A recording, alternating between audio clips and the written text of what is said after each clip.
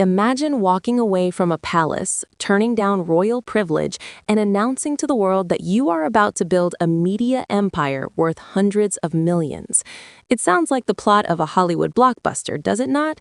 Except this story is very real, and the stars are none other than Prince Harry and Meghan Markle. Their grand escape from royal life promised freedom, power, and a brand new business kingdom. But lately, the headlines read less like a triumph and more like a roller coaster that forgot how to stay on the rails. Before we dive into this royal meets Hollywood saga, take a quick moment to subscribe to Royal Top Stories and click the notifications bell, because if you enjoy sharp royal drama, bold commentary, and stories the palace would probably prefer stayed quiet, you are absolutely in the right place. If you have already subscribed, thank you sincerely. Now let us return to the story, because this one gets very interesting very quickly. When Harry and Meghan stepped away from royal duties in 2020, they promised financial independence and a new global influence.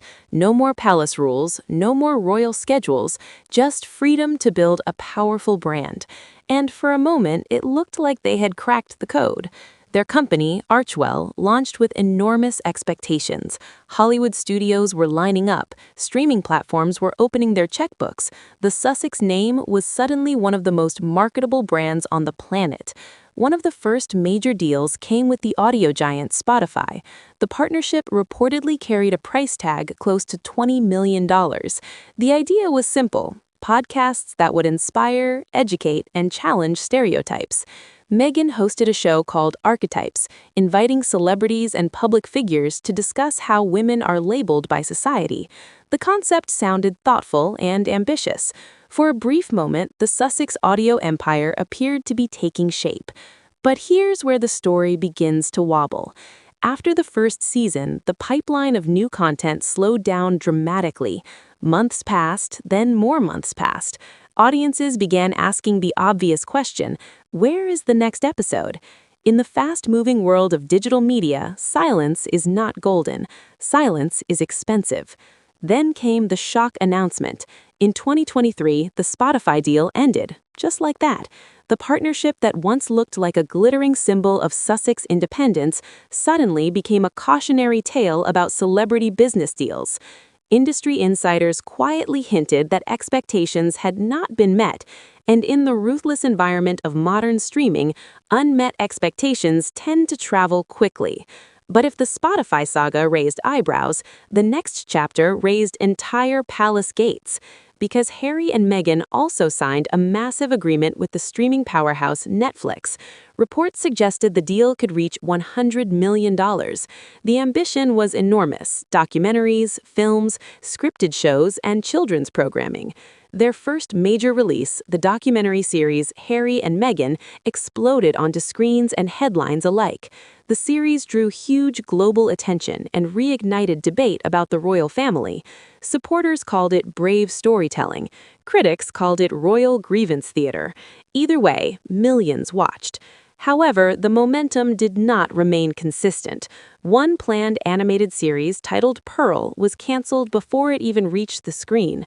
Other productions drifted quietly into development limbo. In the streaming business, momentum is everything. One hit must lead to another and another after that. Without that rhythm, even the most famous names can struggle to hold the spotlight. And then, just when observers thought the story could not get more surprising, something entirely unexpected entered the royal business saga: jam. Yes, jam.